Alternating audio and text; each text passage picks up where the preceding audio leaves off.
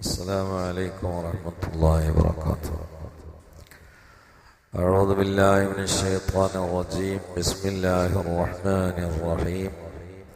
الحمد لله رب العالمين والعاقبة للمتقين والصلاة والسلام على رسوله الأمين وعلى آله وصحبه أجمعين.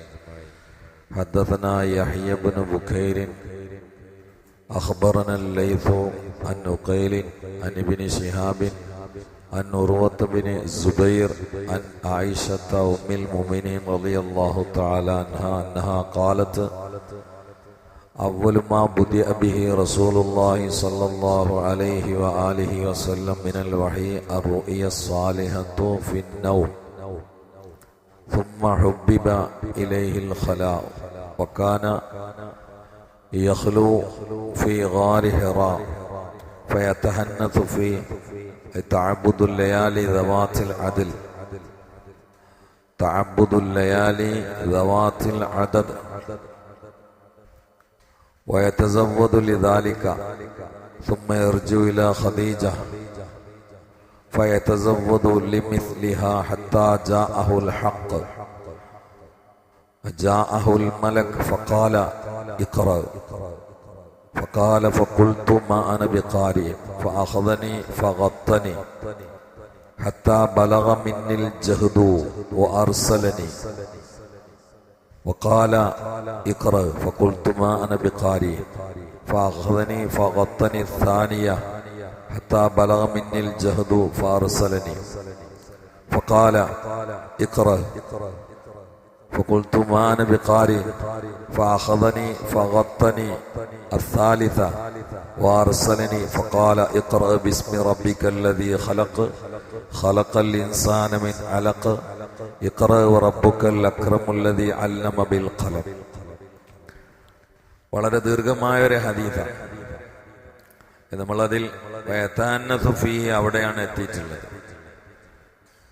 ആ ഗുഹക്കുള്ളിൽ വെച്ചുകൊണ്ട് നബി സല്ലല്ലാഹു അലൈഹി വസല്ലം ജാഹിലിയ കൾച്ചറിൽ നൊന്ത് വേദനിക്കുന്ന മനസ്സുമായി അള്ളാഹുവിനെ ധ്യാനിച്ച് ഫിക്റിൽ ഇരിക്കുന്ന സമയം, അതിനുവേണ്ടി ഖദീജ റളിയല്ലാഹു തആല അൻഹാ വിഭവങ്ങൾ ഒരുക്കി കൊടുക്കുന്ന ആ ചരിത്രം പലപ്പോഴും 2-3 ദിവസങ്ങൾ കഴിഞ്ഞുകൊണ്ട് ഗുഹക്കുള്ളിൽ നിന്ന് ഖദീജ ഉമ്മിലേക്ക് മടങ്ങുകയാണ്. ചിലപ്പോൾ 2 ദിവസം കഴിഞ്ഞിട്ട് വരുള്ളൂ എന്ന് പറഞ്ഞു പോയാലും വളരെ നേരത്തെ വരും. അതിന് കാരണം ഹബീബാൻ സല്ലല്ലാഹു അലൈഹി വസല്ലം ഉണർത്തുകയും അപ്പോൾ പിന്നെയും നബി സല്ലല്ലാഹു അലൈഹി വസല്ലമക്ക് ഗുഹക്കുള്ളിൽ ഇരിക്കുന്ന സമയത്ത് കഴിക്കാനുള്ള കേക്ക് പോലെയുള്ള വിഭവങ്ങൾ ഖദീജ ഉമ്മ ഉണ്ടാക്കി കൊടുക്കുകയും ചെയ്യും. അതങ്ങനെ തുടർന്നുകൊണ്ടിരിക്കുകയാണ്. അപ്പോഴാണ് ഹത്താ ജാഅഹുൽ ഹഖ്, അൽ ഹഖ് ഹബീബ സല്ലല്ലാഹു അലൈഹി വസല്ലമക്ക് വന്നു. അവിടെ അൽ ഹഖ് എന്ന് പറഞ്ഞാൽ ജിബ്രീൽ അലൈഹിസ്സലാം ആകാം, വഹീ ആകാം, ഖുർആൻ എന്ന് അർത്ഥം വെക്കാം, അല്ലെങ്കിൽ ഈ മഹത്തായ സത്യം എന്നും അർത്ഥം വെക്കാം. അങ്ങനെ 4 സാധ്യതകളാണ് അവിടെ ഉള്ളത്.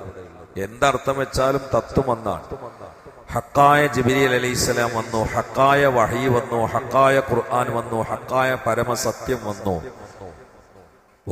അത് അവിടെ തന്നെ പറയുന്നുണ്ട്. ഹത്താ ജാഅഹുൽ മലക്ക്, അൽ മലക്ക് മുഖറബുൽ അംലാക്ക് മലക്ക് ജിബ്രീൽ അലൈഹിസ്സലാം നബി സല്ലല്ലാഹു അലൈഹി വസല്ലമിന്റെ അടുത്ത് വന്നു. ഇനിയാണ് തുടങ്ങുന്നത്. ഫഖാല, അവിടെ ഒരു ഫഖാല വേറെ ഉണ്ട്. ഫഖാല നബി സല്ലല്ലാഹു അലൈഹി വസല്ലം പറയാണ്, ഖുൽതു, ഞാൻ പറഞ്ഞു. ഫഖാല, അബ്ബ ജിബ്രീൽ അലൈഹിസ്സലാം പറയാണ്, ഇഖ്റഅ ബിസ്മി റബ്ബിക്കല്ലദീ ഖലഖ്. ഇതാണ് ആദ്യം പറഞ്ഞത്. ഖുർആനിൽ ആദ്യം ഇറങ്ങിയ ആയത്ത് ഇതാണ്. ഫാത്തിഹയാണെന്ന അഭിപ്രായമുണ്ട്, അയ്യുഹൽ മുദ്ദസിർ ആണെന്ന അഭിപ്രായമുണ്ട്, സൂറത്തുൽ ളുഹായാണെന്ന അഭിപ്രായമുണ്ട്. പക്ഷെ അതൊന്നും പ്രബലമായ അഭിപ്രായമല്ല. പക്ഷെ ഒരു സൂറത്ത് ഒന്നായിട്ട് ആദ്യം ഇറങ്ങിയത് ഏതാണെന്ന് വെച്ചാൽ പല പണ്ഡിതന്മാരും പറയുന്നത് സൂറത്തുൽ ഫാത്തിഹയാണെന്ന്. മറ്റൊന്ന് സൂറത്ത് ഫുള്ളായിട്ട് ഇറങ്ങൂലല്ലോ, ചില്ലറ ആയത്തുകൾ. ഒരു സൂറത്ത് ഫുള്ളായിട്ട് ഇറങ്ങിയത് ഏതാന്ന് വെച്ചാൽ അത് ഇഖ്റ അല്ല. കാരണം ഇഖ്റ ഫുള്ളായിട്ട് ആദ്യം ഇറങ്ങിയിട്ടില്ല. ഇഖ്റ 4 ആയത്താണ് ഇറങ്ങിയത്. ആ നിലക്കാണെങ്കിൽ സൂറത്തുൽ ഫാത്തിഹയാണെന്ന അഭിപ്രായമുണ്ട്.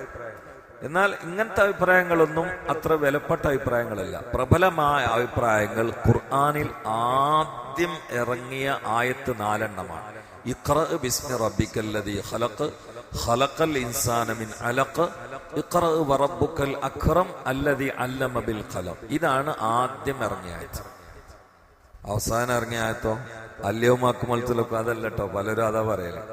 ഖുർആനിൽ അവസാനം ഇറങ്ങിയത്ത് അള്ളാഹിന്റെ റസൂൽ വഫാത്താകണതിന്റെ 3 മാസം മുമ്പ് ഇറങ്ങിയതാണ് അല്യവും അക്മൽത്തുലക്കും ദീനക്കും വാത്സമംതു അലൈക്കും നിഅമതി വറളീതു ലക്കുമുൽ ഇസ്ലാമ ദീന. ദുൽഹജ്ജ് മാസത്തില് അറഫാന്റെ ദിവസത്തില് ഉച്ചക്ക് ശേഷമാണ് ഈ ആയത്ത് ഇറങ്ങിയത്. കൃത്യം എണ്ണാണെങ്കിൽ 92 ദിവസം മുമ്പ്. അവസാനം ഇറങ്ങിയ സൂറത്ത് ഏതാ? ഇദാ ജാ നസ്റുല്ലാഹിൽ ഫത്ഹ്. പിന്നെ അവസാനം ഒരു സൂറത്ത് ഇറങ്ങിയിട്ടില്ല. അപ്പൊ അവസാനം ഇറങ്ങിയ ആയത്ത് ഏതാ? അത് സൂറത്തുൽ ബഖറയിലെ വത്തഖൂ യൗമൻ തുർജഊന ഫീഹി ഇലല്ലാഹ്. പിന്നെ ജിബ്രീൽ വഹയുമായി ഇറങ്ങിയിട്ടില്ല. അവസാനത്തെ ആയത്താണ് വത്തഖൂ യൗമൻ തുർജഊന ഫീഹി ഇലല്ലാഹ്. എന്താ അതിന്റെ അർത്ഥം? മരണം ഓർമ്മപ്പെടുത്തുന്ന ആയത്താണ്. വത്തഖൂ, നിങ്ങൾ സൂക്ഷിക്കണം, യൗമൻ, ഒരു ദിവസത്തെ കുറിച്ച്, തുർജഊന, നിങ്ങൾ മടക്കപ്പെടുന്നുണ്ട്, ഫീഹി, ആ ദിവസത്തിൽ, ഇലല്ലാഹ്, അള്ളാഹുവിലേക്ക്. എന്താ അവിടെ റുജു, തുർജഊ എന്നുള്ള റുജു എന്ന് വന്നാണ്. എന്താ അങ്ങനെ പറയാൻ കാരണം? റുജു എന്ന് പറഞ്ഞാൽ വന്ന സ്ഥലത്തേക്ക് പോകുന്നുള്ളതിന്. അപ്പൊ ഞാൻ എന്റെ റൂമിക്കാണ്ട് പോണതിന് റുജു എന്നാ പറയാം. വന്നോടത്തേക്ക് റിട്ടേൺ അടിക്കണതിന് റുജു എന്ന് പറയാം. ഇവിടെ എന്താ അപ്പൊ തുർജഊൻ, നിങ്ങൾ വന്നോടത്തേക്ക് പോകുന്ന പറയാൻ കാരണം അതിന് പല വ്യാഖ്യാനങ്ങളുടെ കൂട്ടത്തിൽ ശ്രദ്ധേയമായൊരു വ്യാഖ്യാനം, മനുഷ്യന് 2 ഗർഭപാത്രം ഉള്ളത്. ഒന്ന് ഉമ്മാന്റെ പള്ള എന്ന ഗർഭപാത്രം, അതിനാണ് നമ്മൾ പോകുന്നത്. അതിലിങ്ങനെ കഴിയണ ആ സമയം നിങ്ങളൊന്ന് ഓർത്തു നോക്കാൻ ഓർമ്മ ഉണ്ടോ? കിടന്നിട്ടില്ലേ? മനുഷ്യന്റെ ഒരു ബലഹീന നോക്കുകയാണെങ്കിൽ 9 മാസം അവിടെ കിടന്നിട്ടുണ്ട്. വാടകയും കൂടി കൊടുത്തിട്ടില്ല. റൂമിന് വാടക കൊടുത്തിക്കണം, തിന്ന ഭക്ഷണത്തിന് ബില്ലെട്ടിക്കണം, ഒന്നും ഉണ്ടായിട്ടില്ല. എന്നാ ഒട്ടും ഓർമ്മയില്ല. അതല്ല വലിയ അത്ഭുതം. ഇതൊന്നും ഓർമ്മ ഉണ്ടോ? അതുമില്ല. ആ ഒരു രംഗത്തിലേക്ക് അതേപോലത്തെ ഒരു അവസ്ഥയാണ്. മണ്ണിന്റെ ഗർഭപാത്രമാണ് കബറ്. ഉമ്മാന്റെ ഗർഭപാത്രം എന്ന് പറഞ്ഞാൽ അവിടെ എല്ലാം സെറ്റാക്കിയത് അള്ളയാണ്. അവിടുത്തെ ട്രീറ്റ്മെന്റ് അള്ളയാണ്, ഭക്ഷണം കൊടുക്കുന്ന ആളെയാണ്, വെള്ളം കൊടുക്കുന്ന ആളെയാണ്. നമ്മളിപ്പോ കഴിക്കണമെന്നല്ല, അന്ന് കഴിച്ചിരുന്ന ഭക്ഷണം രക്താണ്. എന്താ മെൻസസ് ഇല്ലാത്തത് പെണ്ണുങ്ങൾക്ക്? ഗർഭിണിയായ പെണ്ണിന് എന്താ മെൻസസ് ഇല്ലാത്തത്? ഇവൻ കുടിക്കണേ. ആ ഭക്ഷണം ഇപ്പൊ കഴിച്ചു നോക്കാണ് ആശുപത്രി പോകേണ്ടി വരും. ഗർഭത്തിന്റെ ഉള്ളിൽ നമ്മൾ കഴിച്ചിരുന്ന ഭക്ഷണം ഇപ്പൊ കഴിച്ചാൽ ആശുപത്രി പോകേണ്ടി വരും. അപ്പ കഴിച്ചാൽ അത് പോഷകാണ്. അല്ലാണ്ട് ഒരു കുതിർത്ത് നോക്കാൻ നിങ്ങൾ എന്നാ തൊള്ളയെ കൂടെയാണോ കഴിക്കണത്? അപ്പൊ പൈപ്പിട്ടതാണ്. ആ ഇരുട്ടുള്ള ബലൂണ് പോലെയുള്ള ഒരു ഗർഭം. അവിടെ എല്ലാ കാര്യം അള്ള ചെയ്തുതരും, ഒരു പ്രശ്നം വേണ്ട. കാരണം ഗർഭത്തിൽ പട്ടിണി മരണം ഉണ്ടാവില്ല. ഇതിന് ഡോക്ടർ അറിയണോ പട്ടിണി എടുത്ത് മരിച്ചാണെന്ന്? ഗർഭസ്ഥ ശിശുവിനെ കുറിച്ച് പറയണോ? പട്ടിണിയും കാര്യങ്ങളൊക്കെ പുറത്തു വന്നിട്ടുള്ളത്, അതിന്റെ ഉള്ളിൽ പട്ടിണിയൊന്നുമില്ല. പഠിച്ച തമ്പുരാൻ ഞാൻ എന്താ അത് പട്ടിണി കിടന്നിട്ടല്ലാന്ന് ആരാ പറഞ്ഞു? പട്ടിണി കിടന്നിട്ടാണ്. ആരപ്പ ഗർഭത്തിനുള്ളിൽ കുട്ടികൾ മരിക്കല്ലാന്ന് ഞാൻ പറഞ്ഞോ? ഞാൻ പറയാത്ത പറയല്ലേ, ഞാൻ പറഞ്ഞത് പറയാം. ഇന്ന കണ്ണിക്ക് ഞാൻ പറഞ്ഞ ഗർഭത്തിനുള്ളിൽ ഇതുവരെ ഒരു കുട്ടി മരിച്ചിട്ടില്ലാന്ന്. പട്ടിണി മരണ അങ്ങനെ നീ ഏതെങ്കിലൊക്കെ പരീക്ഷണാർത്ഥം ഉണ്ടാവാം, പൊതുവേ ഇല്ല എന്നാ പറഞ്ഞത്. പൊതുവേ ഇല്ല. അല്ലാഹു തആല ചിന്ത തുറപ്പിക്കാൻ ചിലപ്പോൾ ഉണ്ടാക്കും. അത് പൊതുവിഷയത്തിന് ബാധകാവൂല. ഒറ്റപ്പെട്ട കാര്യങ്ങൾ പൊതുവായ തത്വത്തിന് ബാധകാവൂല എന്നാ അടിസ്ഥാന നിയമം. അങ്ങനെ പൊതുവായിട്ട് ഗർഭത്തിനുള്ളിൽ പട്ടിണി വരണില്ല, കാരണം അത് അള്ള ഏറ്റെടുത്ത പരിപാടിയാണ്. എന്നാ ഇനി വേറൊരു ഗർഭപാത്രം ഉണ്ട്, അത് മണ്ണിന്റെ ഉള്ളിലെ നാട്ടുകാരുണ്ടാക്കുന്ന കബറ് എന്ന ഗർഭപാത്രമാണ്. അവിടെ അള്ള ഒന്നും ഉണ്ടാക്കൂല, നമ്മൾ ഉണ്ടാക്കി പോണം. ഉമ്മാന്റെ പള്ളന്റെ ഉള്ളി എന്ന ഗർഭപാത്രത്തിനുള്ളിൽ നമ്മളൊന്നും ഉണ്ടാക്കണ്ട, അവിടെ എത്തിയാൽ മതി, ഒക്കെ അവിടെ സെറ്റാ. കാരണം ആര് ചെയ്തേരും? അള്ള ചെയ്തേരും. നീ രണ്ടാമത്തെ ഒരു ഗർഭപാത്രം ഉണ്ട്, ഉമ്മാന്റെ പള്ളല്ല, നമ്മ തന്നെയാണ്. ഭൂമിയെ കുറിച്ച് ഉമ്മ എന്ന ഹദീത്തിൽ കാണാം, ഭൂമിയെ കുറിച്ച് ഉമ്മ എന്ന ഹദീത്തിൽ കാണാം. നിങ്ങൾ ഭൂമിയെ സൂക്ഷിക്കണം, അത് നിങ്ങളുടെ ഉമ്മയാണെന്ന് മുഹമ്മദ് മുസ്തഫ.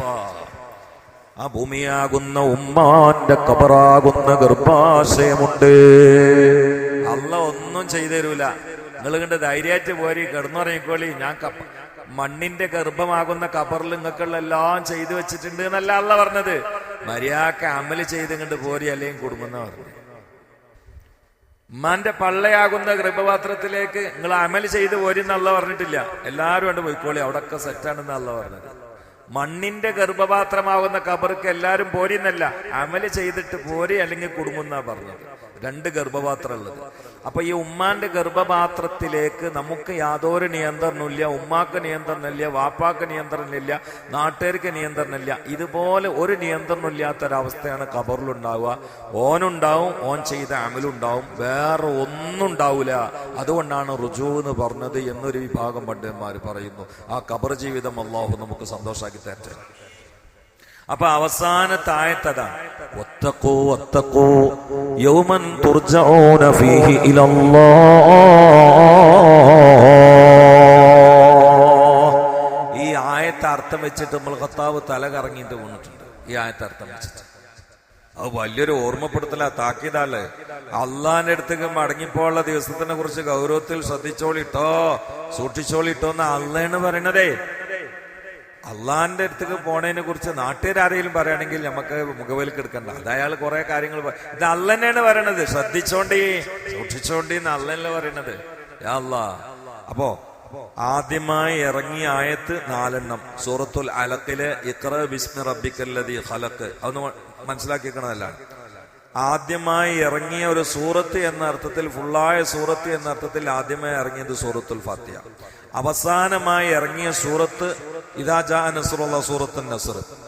അവസാനം ഇറങ്ങിയ ആയത്ത് സൂറത്തുൽ ബഖറയിൽ വത്തഖൂ യൗമൻ തുർജഊന ഫീഹി ഇലല്ലാഹ്. ഇനി ഖുർആനിൽ മൊത്തം എത്ര ആയത്തുണ്ട്? വ്യത്യസ്ത അഭിപ്രായങ്ങളുണ്ട്. ഒരഭിപ്രായം 6234 ആയത്ത്, മറ്റൊരഭിപ്രായം 6666 ആയത്ത്. ഇതെങ്ങനെ ഉസ്താദ് എങ്ങനെ വരിക? ഇത്ര വ്യത്യാസം വരുമോ? ആ ആയത്തിന്റെ പ്രശ്നമല്ല, എവിടെ വഖഫ് ചെയ്യണം എവിടെ വഖഫ് ചെയ്യണ്ട എന്ന വിഷയത്തിലുള്ള അഭിപ്രായ വ്യത്യാസമാണ് എണ്ണം കൂടാനും കുറയാനും കാരണം. അല്ലാതെ പുതിയ ആയത്ത് വന്നതല്ല.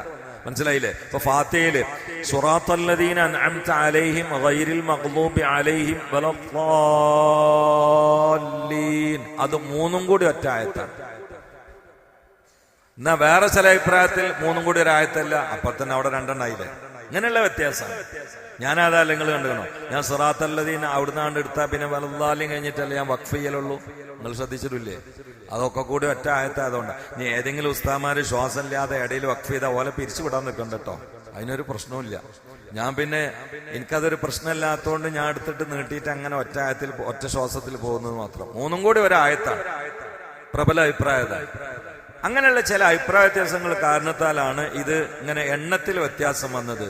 എന്നാൽ ഇനി നിങ്ങൾക്ക് എല്ലാവർക്കും സന്തോഷമുള്ളത്, ഇതൊക്കെ സന്തോഷമുള്ളത് തന്നെയാണ്. എന്നാൽ അതിനേക്കാളും കുറച്ചും കൂടി റാഹത്തുള്ള ഒരു കാര്യം ഞാൻ പറഞ്ഞിട്ടേ വേണ്ടേ? അല്ല, ഇത് കഴിഞ്ഞാൽ അതല്ലേ ഇറച്ചും പൊറാട്ടുണ്ട്, അതല്ലേ ഞാൻ പറഞ്ഞത്. അതായിരിക്കും കൂടുതൽ റാഹത്ത് എന്നാ തോന്നുന്നത്. അല്ല, ഇത് നോക്കൂ, ഖുർആനിൽ എത്ര അക്ഷരമുണ്ട്? 3,20,015 അക്ഷരങ്ങളാണ്. എത്ര അക്ഷരങ്ങള്? 3,20,015 അക്ഷരങ്ങൾ. ഇതെന്തിനാ റാഹത്ത് എന്ന് ഞാൻ പറഞ്ഞാരോ? ഒറ്റ അക്ഷരത്തിന് 10 കൂലി മുഹമ്മദ് മുസ്തഫ. അപ്പൊ 10 ഗുണം 3,20,015 ഒന്ന് ഗുണിച്ചോക്കാൻ നിങ്ങൾ ഒരു ഖത്തം തീർക്കുമ്പോ എത്ര കൂലി നമുക്ക് കിട്ടുക? ആർക്കെങ്കിലും പെട്ടെന്ന് കൂട്ടി പറയാൻ പറ്റുമോ? കച്ചവടക്കാർ ഇത് ബുഖാരി വെക്കണ്ട കേട്ടോ, അത് നിങ്ങൾ പറഞ്ഞതിന്റെ. ഇത് ബുഖാരി ഒക്കെ കിട്ടണല്ല. 10 ഗുണം 3,20,015 സമം എത്രയാണെന്ന് പറയാം? ആ മനക്കണക്കാരിൽ അടച്ചാനെ 32,150,000 32,150,000 കൂലി. നിങ്ങളല്ല എന്റെ അടുത്ത് പൊട്ടിയങ്ങളാട്ട ആള്. ഓക്കെ അല്ലേ? സംഗതി ശരിയല്ലേ? റെഡി അല്ലേ? ഇത് കിതാബുള്ളല്ല, ഇത് തലച്ചോർന്ന് വരുന്നതാണ്. ഞാൻ കണക്കൂട്ടിയിട്ടില്ല, അതുകൊണ്ടാണ് ഞാൻ കൂട്ടിയങ്ങളോട് ഞാൻ കൂട്ടിയല്ലേ പറയുള്ളൂ. 32,150,000 കൂലി. ഖുർആനാണ്ട് ഖത്തം തീർക്കുമ്പോഴേക്കും അവന്റെ ഭാഗ്യം അടിശീലയിലേക്ക് വന്നു വീഴുകയാണ്. അള്ളാഹു ഖുർആൻ ഖത്തം തീർക്കാൻ തൗഫീഖ് ചെയ്യട്ടെ. 32,150,000 കൂലി. കാരണം 3,20,015 അക്ഷരങ്ങൾ. യാ അല്ലാഹ്. അതുകൊണ്ടാണ് ഖുർആൻ ഖത്തം തീർത്ത ഉടനെ ദ്വാരനാൽ ഉത്തരം ഉറപ്പ് മുഹമ്മദ് മുസ്തഫ. തന്നെ സ്റ്റാർട്ട് ചെയ്തോളി. നല്ലതാണ്. 2-3 പേജ് ഓതിയാ പോലെ. ഒരു ജുസ് ഓതിയാ 30 ദിവസം കൊണ്ട് തീർന്നില്ലേ? ഒരു മാസത്തിലൊരു ഖത്തം. നമ്മള് റമദാന് കാത്തിക്കുക. അതിനിറക്ക് മരിച്ചാലോ ഈ ഭാഗ്യം കിട്ടൂലല്ലോ. 15 മണിക്കൂർ മതി. അത് ഒരു ജുസിന് ഒരു അരമണിക്കൂർ എന്ന് വെച്ചിട്ടാണ് തങ്ങളാ പറയണത്. ഒരു ജുസിന് അരമണിക്കൂർ എന്ന് വെച്ചിട്ടാണെങ്കിൽ 15 മണിക്കൂർ വരെ 24 മണിക്കൂറില്ലേ, പിന്നെ 9 മണിക്കൂർ ബാക്കിയല്ലേ. അള്ളാഹു നമുക്ക് തൗഫീഖ് ചെയ്യട്ടെ. അതുകൊണ്ട് ഇതൊക്കെ വലിയ ഭാഗ്യങ്ങളാണ്. പറ്റുന്ന ആളുകളൊക്കെ കൊണ്ടെടുക്കുക, എടുക്കുക. അതിനു വേണ്ടിയിട്ടായി ഉണർത്തുന്നത്. അള്ളാഹു തൗഫീഖ് ചെയ്യട്ടെ. ഇൻഷാ അല്ലാഹ് വാക്യം നമുക്ക് തുടരത് നിൽക്കൂലല്ലോ. ഹദീസ് ഇനി ഇതിന്റെ വാക്യമുണ്ട്, നമുക്ക് തുടരാം. അള്ളാഹു തൗഫീഖ് ചെയ്യട്ടെ. ഖുർആനുമായി അള്ളാഹു നമ്മളെ ബന്ധപ്പെടുത്തി തെറ്റേ. ഖുർആന്റെ പ്രകാശം അള്ളാഹു നമുക്ക് പ്രദാനം ചെയ്യട്ടെ. അള്ളാഹു സുബ്ഹാനഹു വ തആല ഖുർആന്റെ അഹ്ലുകാരിൽ നമ്മളെല്ലാവരെയും പെടുത്തട്ടെ. അള്ളാഹിന്റെ അഹ്ല് ഖുർആന്റെ അഹ്ലാണ്. അത് വിളിക്കപ്പെടുന്ന ആളുകളുടെ കൂട്ടത്തിൽ അള്ളാഹു നമ്മളെ ഉൾപ്പെടുത്തട്ടെ. ഇന്ന് ഇൻഷാ അല്ലാഹ് നമ്മളെ യൂസുഫ് ഖാന്റെ അമ്മോശന് മുഹമ്മദ് ഖാന്റെ പേരിലാണ്. അദ്ദേഹത്തിന്റെ ഇളയച്ചൻ, ഭാര്യയുടെ അഞ്ചത്തിന്റെ ഭർത്താവ്, അവർ രണ്ടാളും കൂടിയിട്ട് ഇറച്ചും പറാട്ടയൊക്കെ അവിടെ തയ്യാറാക്കിയിട്ടുണ്ട്. തിന്നിട്ട് എല്ലാവരും പോകാവൂ. തിന്നിട്ടേ പോകുള്ളൂ. എന്നാലും ഞാൻ വെറുതെ ഒന്ന് ഉണർത്തിന്ന് മാത്രം. അള്ളാഹു സുബ്ഹാനഹു വ തആല അതിന്റെ സവാബ് അവരുടെ ഖബറിലേക്ക് അള്ളാഹു തആല എത്തിച്ചു കൊടുക്കട്ടെ. ഖബർ അള്ളാഹു വിശാലമായി കൊടുക്കട്ടെ. ഖബർ അള്ളാഹു പ്രകാശമായി കൊടുക്കട്ടെ. അള്ളാഹു സുബ്ഹാനഹു വ തആല ഖബർ കണ്ണെത്താ ദൂരത്തേക്ക് പ്രകാശിപ്പിക്കുകയും പ്രവിശാലമാക്കുകയും അത് സൗരഭ്യം നിറക്കുകയും സുഗന്ധ കേന്ദ്രമാക്കുകയും ചെയ്യട്ടെ. ബിൻ നബിയിൽ മുസ്തഫ മുഹമ്മദ് തന്ന അദ്ദേഹത്തിനും അദ്ദേഹത്തിന്റെ ഇളയച്ചനും അള്ളാഹു തആല ബർക്കത്ത് ചെയ്യട്ടെ. അവരുടെയൊക്കെ കച്ചവടങ്ങളിൽ അള്ളാഹു ബർക്കത്ത് ചെയ്യട്ടെ. ഇടങ്ങറ്, ബലാ, മുസീബത്ത്, രോഗങ്ങൾ, പടുന്നനെയുള്ള മരണങ്ങളിൽ നിന്ന്, കുടുംബത്തിന്റെ സഹിക്കാൻ കഴിയാത്ത ബുദ്ധിമുട്ട്, പരീക്ഷണം, പ്രയാസ, പ്രതിസന്ധികളിൽ നിന്നൊക്കെ അള്ളാഹു കാത്തുരക്ഷിക്കട്ടെ. അൽഹംദുലില്ലാഹി റബ്ബിൽ ആലമീൻ. حمدا طيبا مباركا فيه جزيلا جميلا دائما بدوام ملك الله. اللهم صل على سيدنا محمد وعلى آل سيدنا ومولانا محمد.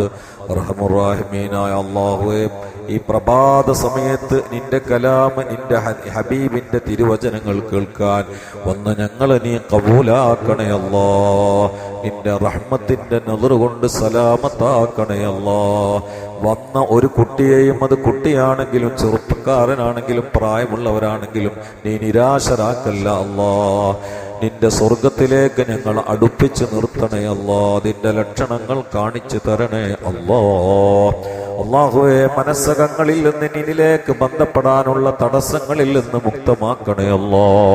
നിന്നിലേക്ക് ബന്ധപ്പെടാനുള്ള സംവിധാന സൗകര്യ സൗഭാഗ്യത്തിന്റെ വാതായനങ്ങൾ ഒന്നൊന്നായി തുറന്നു തരണേ അല്ലാ. അല്ലാഹുവേ, മാലിന്യങ്ങളിൽ നിന്ന് രക്ഷപ്പെടുത്തണേ അല്ലാ. രോഗാണുക്കളിൽ നിന്ന് രക്ഷപ്പെടുത്തണേ അല്ലാ. ശത്രുക്കളിൽ നിന്ന് രക്ഷപ്പെടുത്തണേ അല്ലാ. കടക്കണിയിൽ നിന്ന് രക്ഷപ്പെടുത്തണേ അല്ലാ. പ്രയാസങ്ങളിൽ നിന്ന് രക്ഷപ്പെടുത്തണേ അല്ലാ. പരാജയങ്ങളിൽ നിന്ന് രക്ഷപ്പെടുത്തണേ അല്ലാ. പ്രതിസന്ധികളിൽ നിന്ന് രക്ഷപ്പെടുത്തണേ അല്ലാ. അസ്വസ്ഥതകളിൽ നിന്ന് രക്ഷപ്പെടുത്തണേ അല്ലാ. അല്ലാഹുവേ, ഞങ്ങൾ കച്ചവടക്കാരുണ്ട്, ബർക്കത്ത് ചെയ്യണേ അല്ലാ. കൂലിപ്പണിക്കാരുണ്ട്, ബർക്കത്ത് ചെയ്യണേ അല്ലാ. യാത്രക്കാരുണ്ട്, ബർക്കത്ത് ചെയ്യണേ അല്ലാ. പ്രിയപ്പെട്ട സദ്ദീഖ് സാഹിബിന്റെ കുടുംബത്തിൽ അദ്ദേഹത്തിന്റെ അളിയന്റെ പെങ്ങളോ ആരോ വലിയ ചെറിയ അസ്വസ്ഥതയിലും പ്രയാസത്തിലും പ്രശ്നത്തിലുമാണെന്ന് പറഞ്ഞു നീ ശിഫയാക്കണേ അല്ലാ. ബഹുമാന്യനായ യൂസുഫ് ഖാന്റെ അമ്മോശനെ ഖബർ വിശാലമാക്കി കൊടുക്കണേ അല്ലാ. ഖബർ സ്വർഗീയ ഉദ്യാനമാക്കി കൊടുക്കണേ അല്ലാ. കണ്ണെത്താ ദൂരത്തേക്ക് വിശാലമാക്കി കൊടുക്കണേ അല്ലാ. ഞങ്ങളെ മാതാപിതാക്കളിൽ പലരും ഖബറിലാണ്. അവർക്ക് നീ മഗ്ഫിറത്തും റഹ്മത്തും നൽകണേ അല്ലാ. ഭൂമിയുടെ മുകളിലുള്ള ജീവിതത്തിനേക്കാൾ റാഹത്തുള്ള സന്തോഷമുള്ള ജീവിതമാക്കി കൊടുക്കണേ അല്ലാ. അല്ലാഹുവേ, ഖബറിൽ അവർക്ക് നല്ല അയൽവാസികളെ കൊടുക്കണേ അല്ലാ. സ്വർഗീയ സുഖം കൊടുക്കണേ അല്ലാ. സ്വർഗീയ കാഴ്ചകൾ കൊടുക്കണേ അല്ലാ. റാഹത്ത് നൽകണേ അല്ലാ. അല്ലാഹുവേ, ഞങ്ങളിൽ കടക്കാരുണ്ട്, കടത്തിൽ കുടുക്കി മരിപ്പിക്കല്ലേ അല്ലാ. കടങ്ങളുടെ ചങ്ങലകൾ പൊട്ടിച്ച് പുറത്തിറങ്ങാനുള്ള വഴികൾ തുറന്നു തരണേ അല്ലാ. അല്ലാഹുമ്മ അൻസുർ ഉമ്മത സയ്യിദിനാ മുഹമ്മദ് വറഹം ഉമ്മത സയ്യിദിനാ മുഹമ്മദ് തജാവസ് അൻ ഉമ്മതി സയ്യിദിനാ മുഹമ്മദ് اجعلنا من خيار أمته ومن معديه يا رب العالمين. ربنا تقبل منا إنك أنت السميع العليم وتب علينا إنك أنت التواب الرحيم. واغفر لنا ولوالدينا ولأساتذتنا ولمن دفنوا حوالينا ولجميع المؤمنين والمؤمنات برحمتك يا أرحم الراحمين. صلى الله تعالى وسلم على خلقه. صحابي أجمعين سبحان ربك رب العزة عما يصفون سلام على المرسلين الحمد لله رب العالمين. السلام عليكم ورحمة الله.